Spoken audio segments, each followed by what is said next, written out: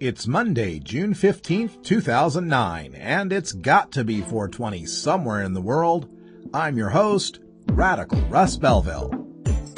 Produced and distributed by the National Organization for the Reform of Marijuana Laws in Washington, D.C., this is your NORML Daily Audio Stash, the growing truth about cannabis.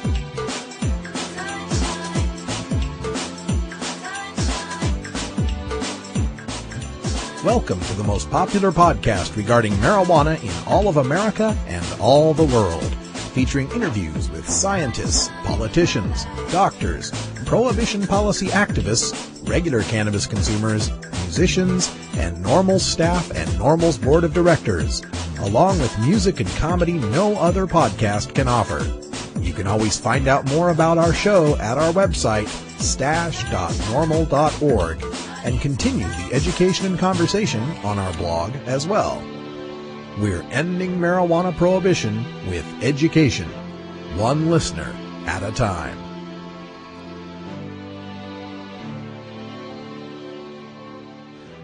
The podcasting and blogging technology for the NORML Daily Audio Stash is provided by Red Aphid Interactive Media. For your professional web design needs, visit redaphid.com.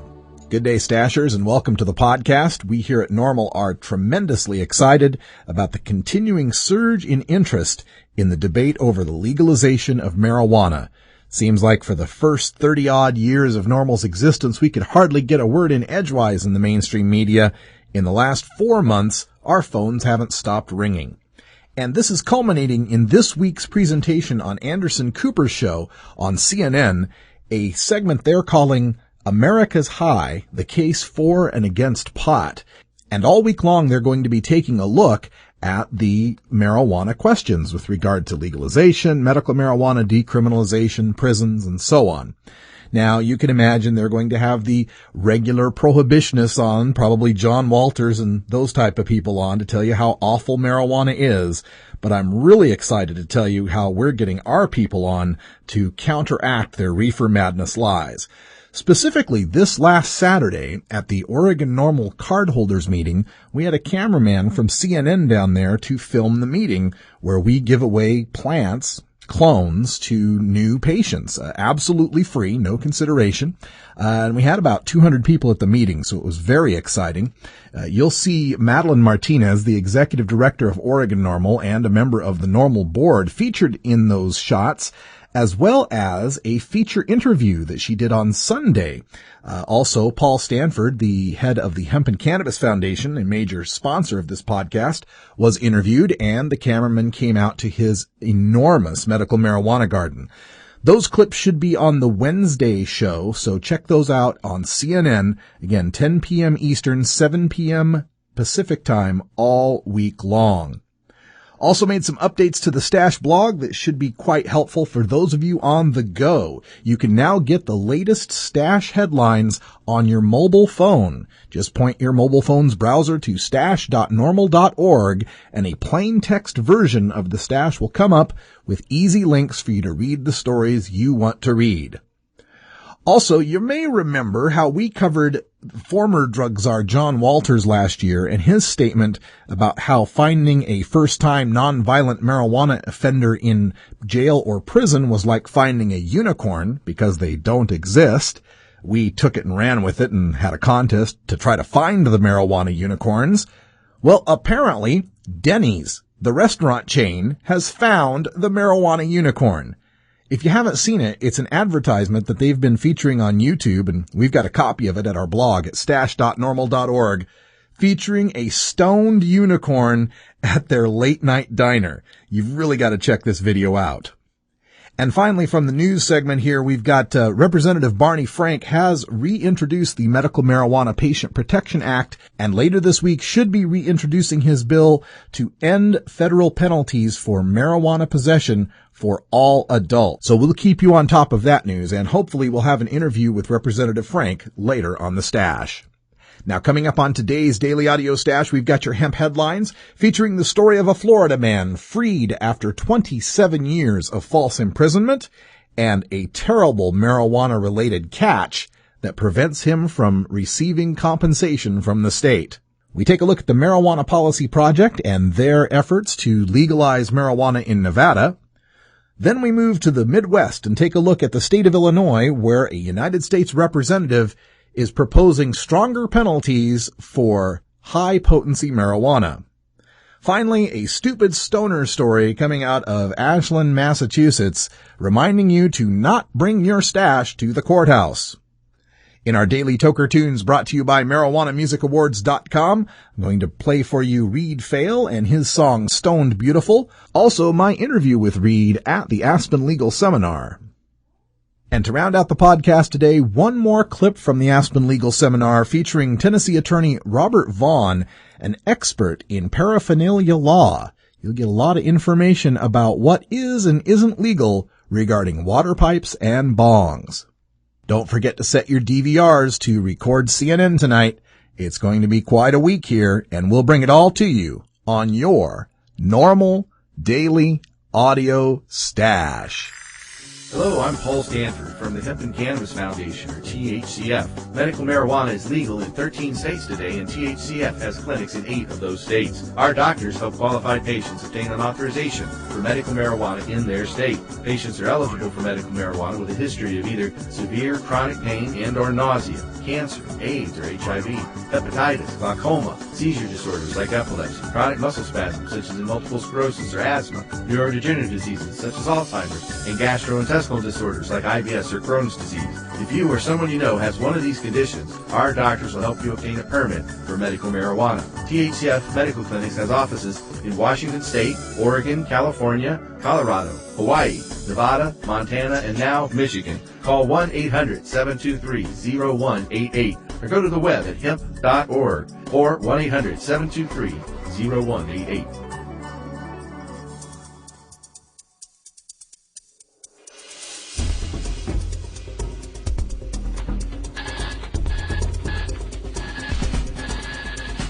Now it's time to take a look at the latest stories about marijuana from news organizations across America and around the world in our normal daily audio stash, Hemp Headlines. Wrongfully imprisoned for 27 years, denied $1.35 million compensation because of teenage marijuana possession 30 years ago. The next time someone dismisses the legalization question because nobody goes to prison for simple marijuana possession, remind them that prison is not the only detrimental effect of a marijuana possession charge.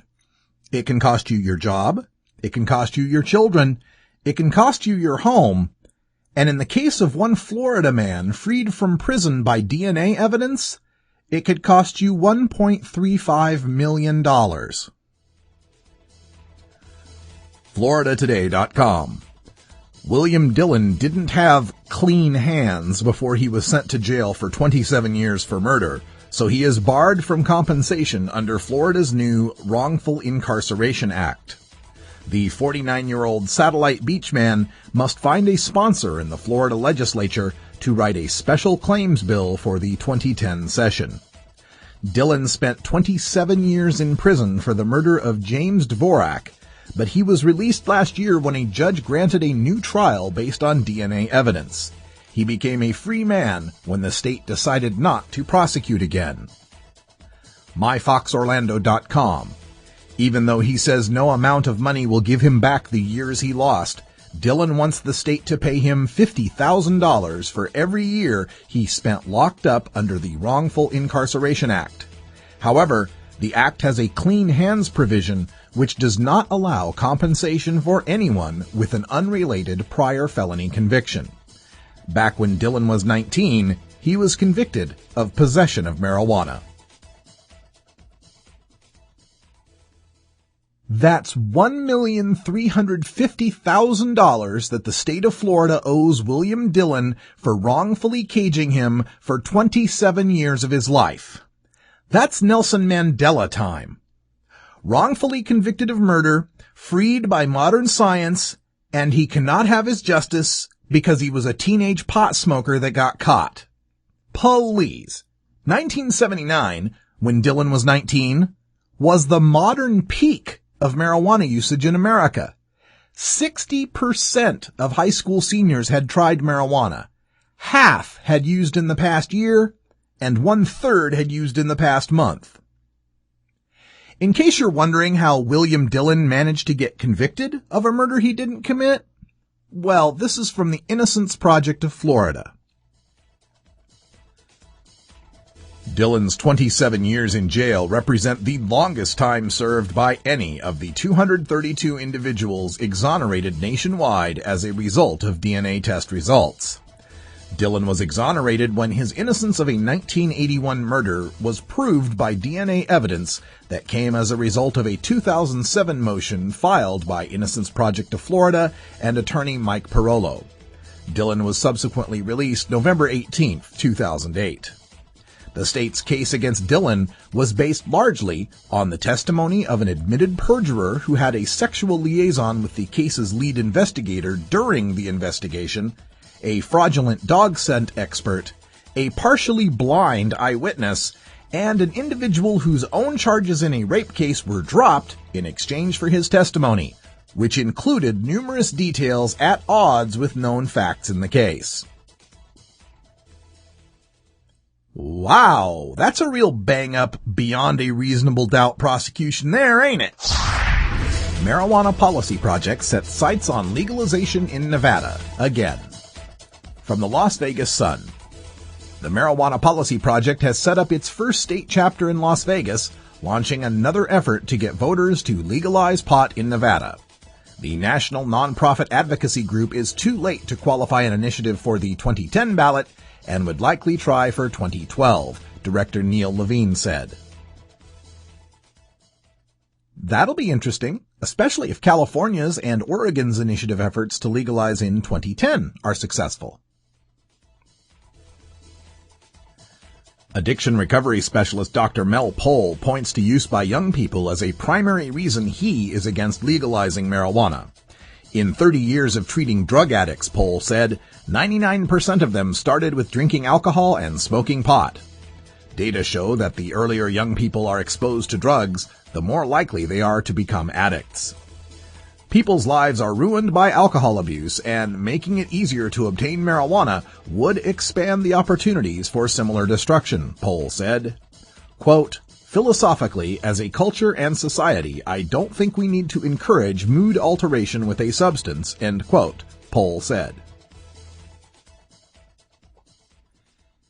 If you're against young people using marijuana, Dr. Pohl, why do you refuse to force the distributor to check their ID before sale? And egads, the gateway theory again? You're looking through the wrong end of the telescope, Doc. Sure, 99% of heroin, coke, and meth addicts chose alcohol and or marijuana as their first mind-altering substance. But how many people who drink or smoke pot actually move on to heroin, cocaine, and meth? According to government statistics, 82.4% of Americans have tried alcohol, that's 204 million, and 40.4% have tried marijuana, that's 100 million. Meanwhile, 2.4% of Americans used cocaine year to date, 1.1% of Americans used stimulants, including meth, and 0.2% of Americans used heroin. I agree that people's lives are ruined by alcohol abuse. My father was one of them. But marijuana ain't alcohol. Rather than expanding the opportunities for similar destruction, legalized pot would actually reduce alcohol abuse, as people would have a safer social party substance to choose from. Finally, legalization of marijuana doesn't encourage its use any more than legalized tobacco does. We've reduced tobacco smoking rates to their lowest levels ever recorded, not by making it illegal to discourage use, but by keeping it legal and using education and regulation to discourage its use.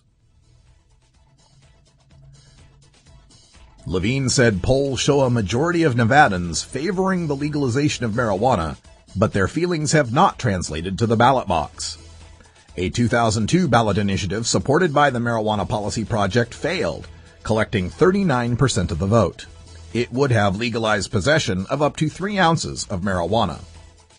In 2006, Levine led the campaign for the Regulation of Marijuana initiative, which would have made it legal for adults to purchase, for personal use, 1 ounce of marijuana, the equivalent of a pack and a half of cigarettes. That also failed, getting 44% of the vote. Well, maybe the third time is the charm. Congressman proposes 25 years in prison for pot. They say that every action spurs an opposite reaction. Well, that certainly seems to be the case in Congress.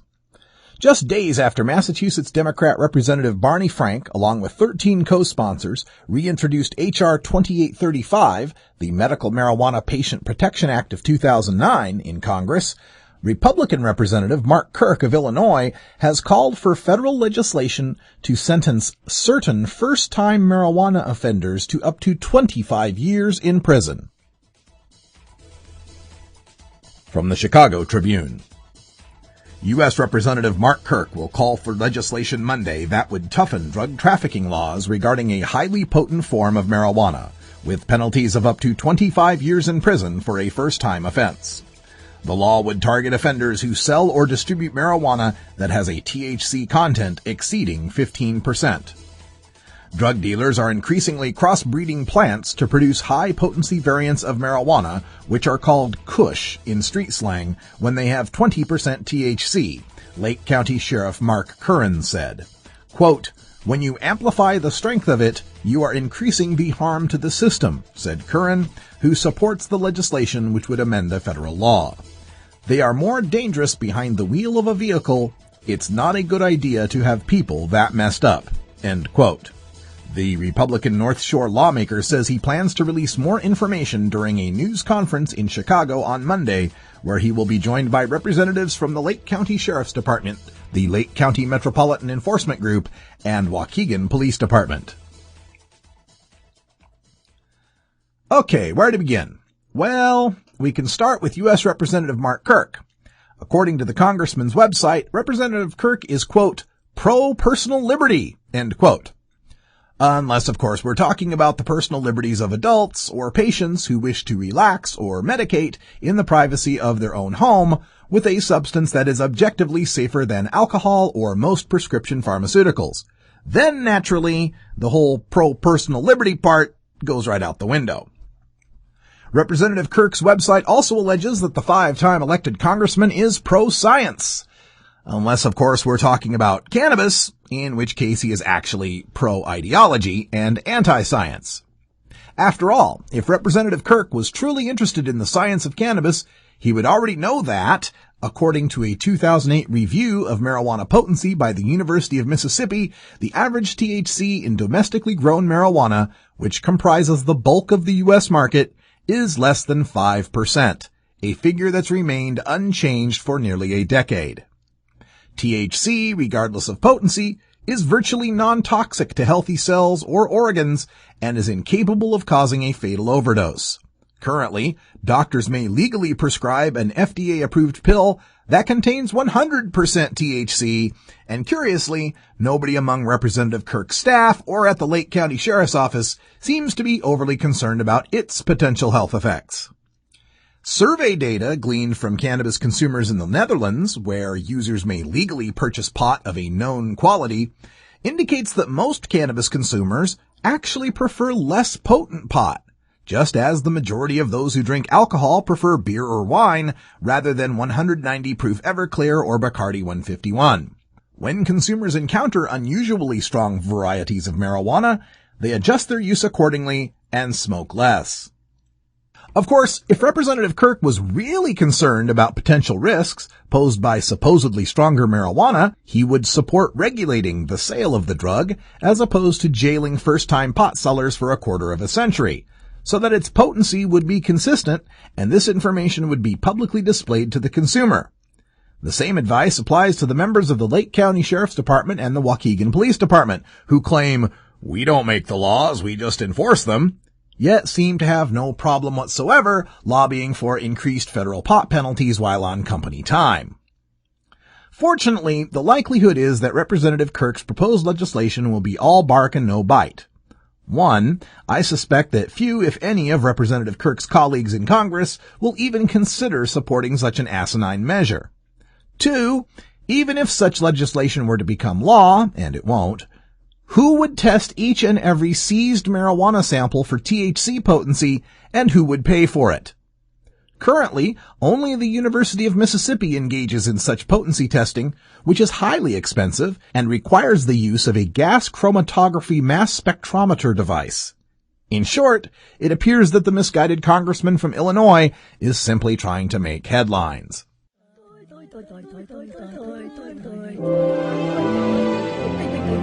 Stupid stoner stories.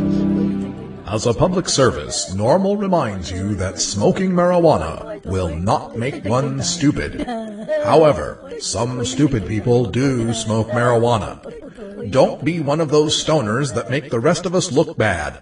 Learn your lesson from today's Stupid stoner story.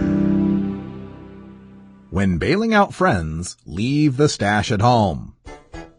Ashland, Massachusetts. Two Webster men who went to the police station to bail out a friend on Monday were arrested after police saw them with a marijuana-filled cigar while parked in front of the station. Jason Berry, age 22, and his cousin, Brian Cherry, age 18, were arrested. According to a police report filed by Sergeant Greg Wildman, the pair had come to the station to bail out Akeem Atkins, age 23, also of Webster, who was arrested and charged with breaking into a car on Central Street. Berry and Cherry were waiting in their car when Wildman, who was in street clothes, walked by the car and saw what appeared to be a blunt, a cigar emptied of tobacco and filled with marijuana, in the car, Wildman wrote. Upon questioning, Cherry said there was a black shoebox in the trunk. Wildman said he found a digital scale in a plastic bag, quote, containing a significant amount of green herbal substance, end quote, believed to be marijuana in the box.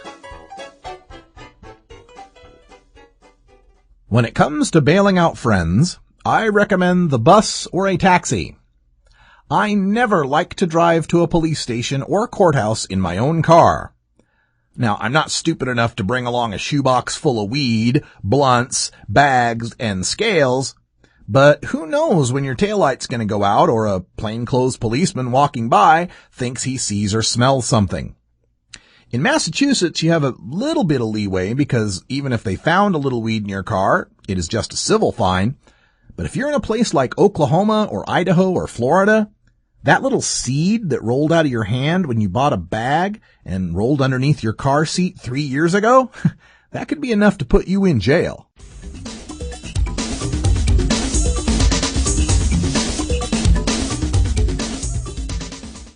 Well, I smoked some marijuana with some people I like, just like everybody does from the East Coast to the West. I didn't even notice the cop on the bike, didn't know I was about to be the 20 millionth marijuana arrest. Should have fought for marijuana law reform, should have gone to the web and typed in norm to the L.org, NORML drop the A.org, baby.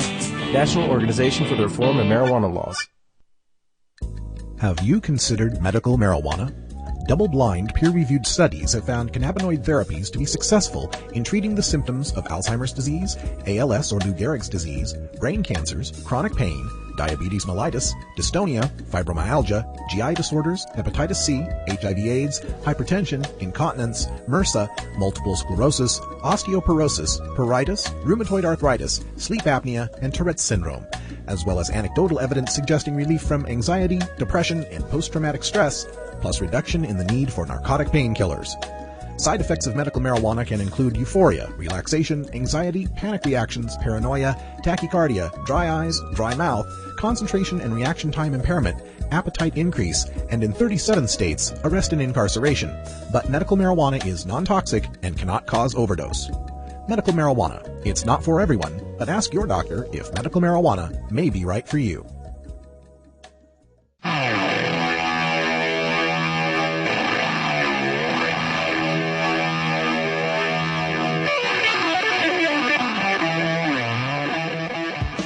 The battle to end adult marijuana prohibition can sometimes seem endlessly frustrating and impossible to overcome.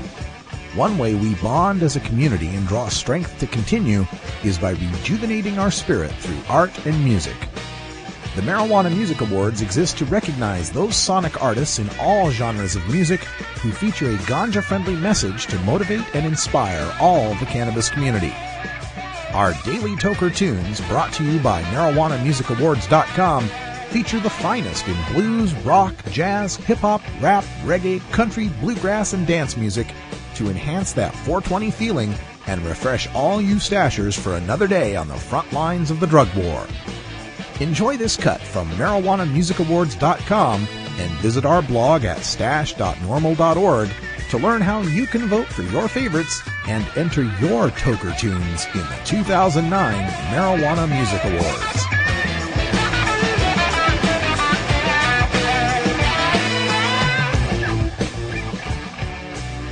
You gotta give me a brownie, will you? I don't know where they are. Maybe you got Oh, the dreaded brownies. Yeah, have you had one? I've got one packed away and a cookie as well. Yeah, you didn't take one though. I nibbled on the edges. Yeah. You really got to be careful with that stuff. We're here sitting with Reed Fail, and people know you from the song Stone Beautiful and Yep. all your other work. You're here at the Aspen Legal Seminar. What brought you here? My good friend Josh Stanley has opened up a dispensary in Denver called the Peace and Medicine Center, and he's the one who got me here. And are you from around this area? Where are you from? I'm originally from Dover, Massachusetts, but I've lived in Boulder, Lafayette, Denver, sort of Colorado since 1990. So it's like really taking off here as far as this dispensaries and the medical marijuana that's happening here. I would have to say so, yeah. It's like, they approved it, and it's full blast. There's a lot of them, I think. I mean, I don't know, all I know is that Josh has a great one, Yeah. And Josh is a wonderful person, so I know that a lot of people will be going there. All right. Yeah, and that's called the Peace and Medicine Center. It's on 20th and I think Arapahoe in Denver. Cool. Now what's happening with you as far as musically? What are you going to be doing? Well, I'm just recently releasing my third record, solo record. I was in Acoustic Junction before, and we made 6 records, and then I'm on my third solo record, which I am releasing on June 11th at the Boulder Theater. I'm having a release party with the Be Good Tanyas, who are a pretty internationally known band, and the Moody Sisters, and they're flying in to do the show. So I'm releasing that record, and then, the sky's the limit. I'm going down to Telluride I'm in the Troubadour contest. They accepted me, so I'm one of 10 finalists, and I'm going to do that, and just keep playing. I want to play with the band. I want to tour with the band, and try to promote this record. Excellent. Yeah. Is this the first thing you've ever done for NORML, or are you involved? First thing. Really? Yeah.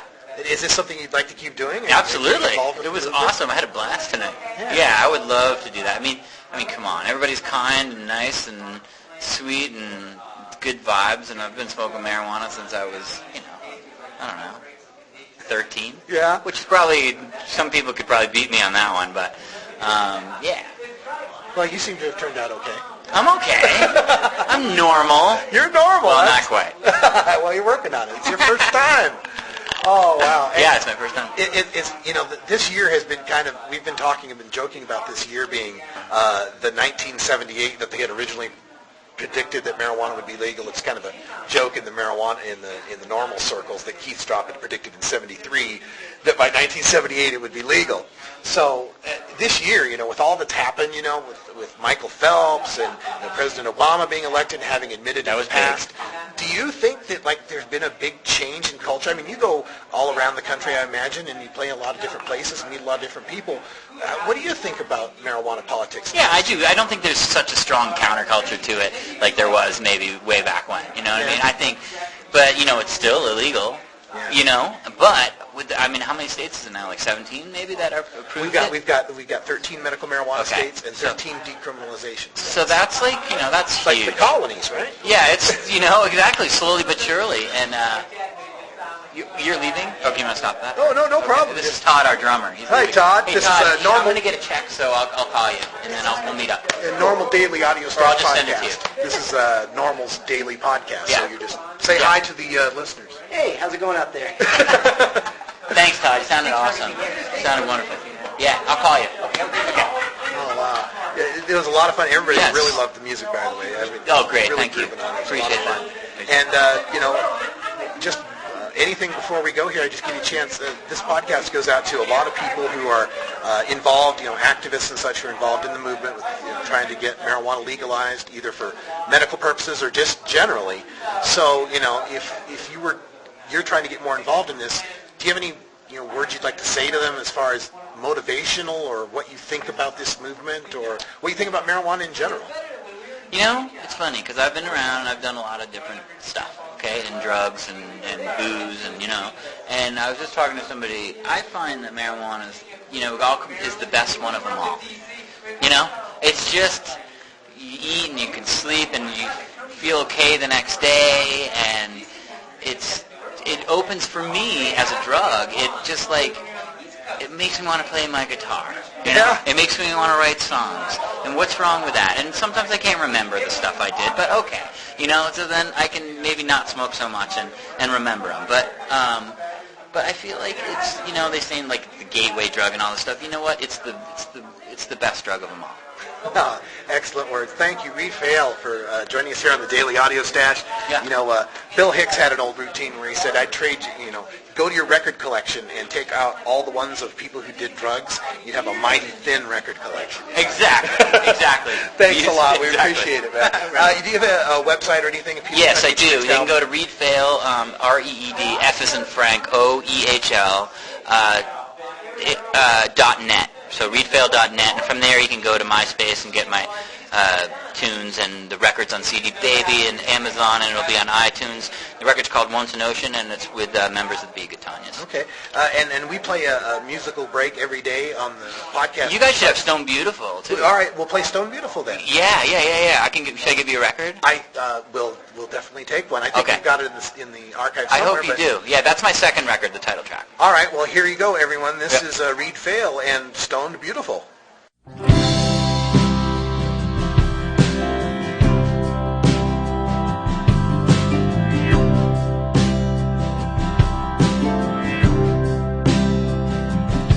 Will I land and come down from the clouds, put my feet on the ground, step out of this dream?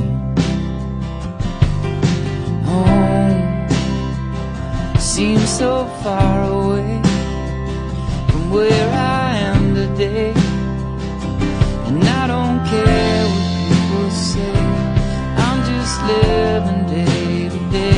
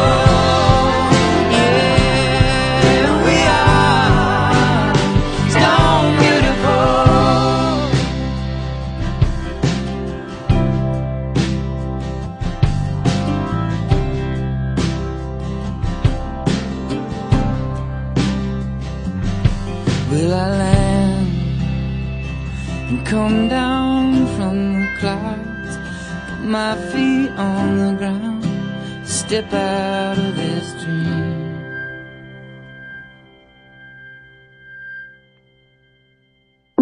I'm a normal guy. I like the outdoors. I work a 9 to 5.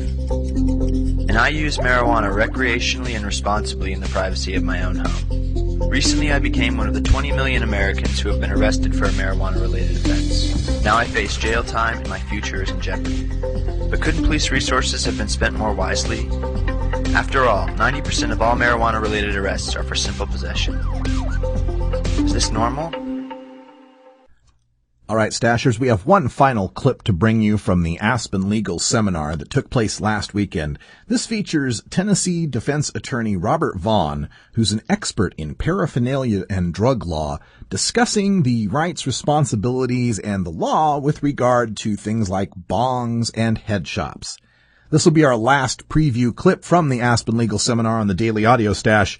To hear the complete presentations at the Aspen Legal Seminar, check the right-hand sidebar of the Stash blog at stash.normal.org and look for the NORML Special Events section. Over the next couple of weeks, you will see the entire presentations featured there for your download. And now, Attorney Robert Vaughn. The bottom line is that most states adopted some variation on the DEA Model Act. Most states, again, have fingerprints from their own state legislature in modifications of the definition. In Illinois, an item must be peculiar to and marketed for use. In Tennessee, we use the standard designed for use, intended for use, or used with a controlled substance, as in Florida and Michigan. The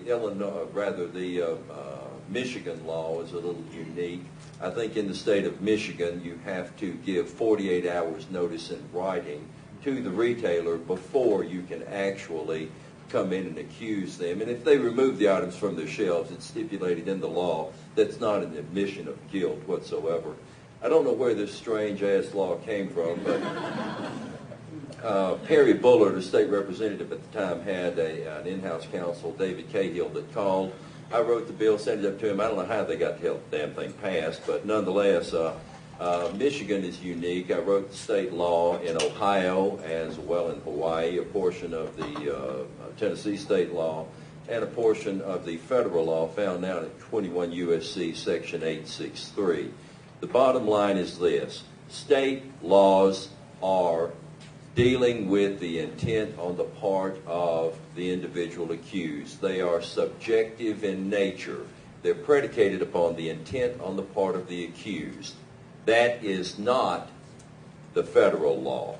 The federal law, found again, 21 U.S.C. Section 863, has gone through a transition. And indeed, in the case in which I and others were indicted in, U.S. versus Dyer, this was in late 89, 1990, the objective standard was invented, was ratified basically, and the Supreme Court ultimately in May of 1994 in the case U.S. versus Posters and Things said that we find it to be an objective standard, i.e. we don't give a diddly damn what your intent is. Let's put these damn things in front of a jury. Let them decide what they are. And oh, by the way, ladies and gentlemen of the jury, how many of you remember your grandfather sitting on the back porch in the rocking chair smoking one of these 4-foot tall acrylic things? It makes it very difficult. And indeed, one jury trial has been won under this federal interpretation in Missoula, Montana. I can speak with you later of how it went through a transition of 3 different cases to arrive at the third case where the jury found the individual not guilty. And I think that somewhat bore on the fact that the assistant United States attorney in the case may not have understood the law anyway, but that's okay. So today we have an unusual issue of drug paraphernalia because now you've got states that have medicinal use of marijuana. You have states that have decriminalized marijuana. Yet, if you look on the books in many of those states, you will still find it to be either a felony or a misdemeanor to sell a pipe or smoking accessory that may be used with a controlled substance. This is a true irony, much like the fact that while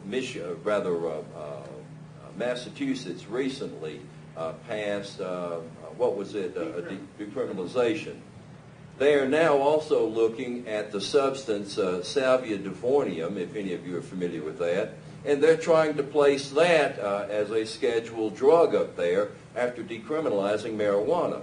I mean, go figure. I don't understand where all this is coming from, but there's a great deal of confusion. We still have individuals charged with drug paraphernalia. Now, locally, those of us that practice law know that the rolling papers or the pipe or whatnot becomes a throwaway case if you will plead to the dope in the car and stuff like that. But then if you've got an instance in which an individual has a retail store and all of their inventory has been seized, typically it's a felony charge, and all hell's about to break loose because, again, you've got to deal with the questions of intent. And 99 times out of 100, when they turn the dogs loose in the damn store, they don't find anything. All they find are a bunch of pipes, accessories, and otherwise that have never been used that are new. No residue, things of that nature. So what are we going to do? If you look at your state law, and it's incumbent on each one of us that practice as defense attorneys, look at your damn state law dealing with drug paraphernalia. Example, in Illinois, if your items are seized, I'm called in, I've litigated a number of cases in Illinois, I'm not going to do a damn thing for 30 days. Because under subsection D, you find a little provision that says, a court or other authority shall rule on the validity of the seizure within 30 days. On the 31st day, I've got a standard motion that I filed to order the return of the damn items. Typically, I get the items back, and I remember one prosecutor outside of Peoria, I think, Pekin, Illinois, looked at the judge and said, well, gee, Judge, if I give this stuff back, I've got no evidence. And the judge says, yeah, you know, that's tough. Every one of these state laws may have some oddball aspect to it based on the fact that state legislatures put their fingerprint on it when they passed what they were looking at originally as a DEA model act. But we can also take the issue of drug paraphernalia and expand the issue as well. For example, up in East Tennessee, the valley of the Three Forks of the Wolf River, Jamestown, famous in Tennessee, Sergeant Alvin York, most decorated man of World War I, had a little case up there, and the individual was charged with running a meth lab out in the middle of nowhere in the woods. Now imagine that, somebody having a meth lab in the middle of the woods. Of course, being a local, he received his obligatory phone call 15 minutes earlier from one of the local law enforcement officers. The time they got there, they didn't find any meth, but there was a complete lab set up. The truth is, he had 4 trash bags sitting on the front of his trailer, which the fellas never looked in. And those 4 trash bags, which were full of the substance, went to the garbage dump within 24 hours following the search and seizure, but nothing was ever seized. And all they found were a bunch of beakers and this and that and the other, a bunch of spent matchbook covers out in the driveway. I can't imagine why. And on and on and on. And so when we got to trial, nobody told me, I'm sorry, didn't get to trial, to preliminary hearing. No one told me that I was supposed to lay down and enter some sort of plea. I missed that somewhere along the line. So we put the officer on the stand, and I asked the officer, were these items being used to manufacture a controlled substance? And he said, well, you know, I guess they are. Yeah. And I said, well, here is a statute. And look at this statute. What does this say? Well, items that are prohibited being used in the manufacture of controlled substances. Well, I said, well, hell, that's drug paraphernalia, isn't it? And he said, well, yeah, I guess it is. Yes, it is drug paraphernalia. And then we just welcomed him home to our arena, went through a pattern of questions, which we're going to come to in just a minute. Ultimately, the case was dismissed for lack of probable cause. because the individual sounded so stupid after responding to the questions on what comprises drug paraphernalia. The poor fellow, well, of course, he was rural, but he was having trouble finding his ass with both hands.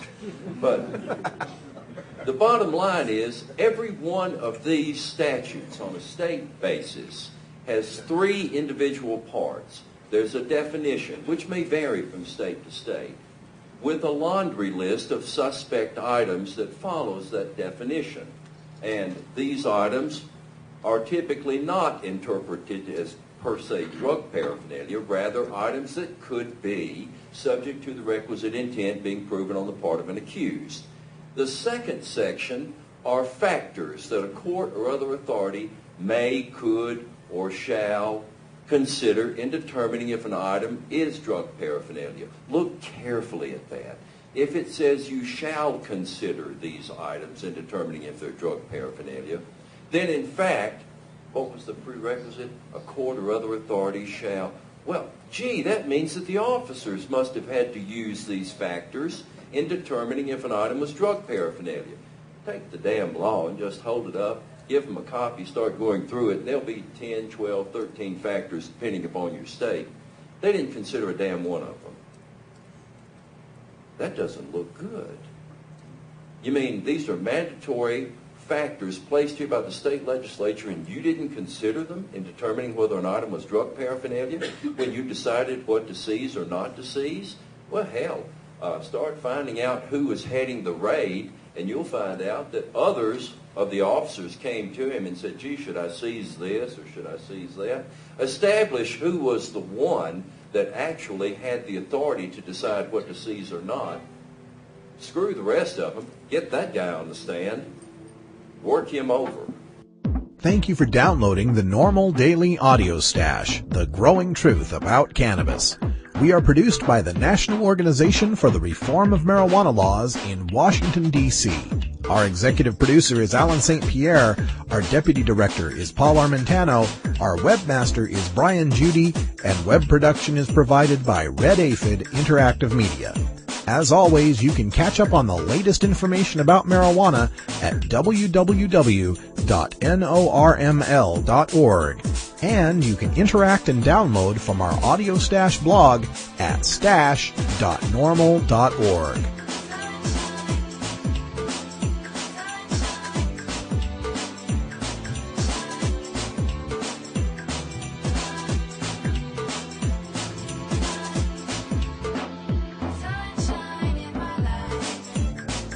For everyone here at NORML, I'm your host, Radical Russ Belville, hoping all your harvests are bountiful and your encounters with law enforcement are non-existent.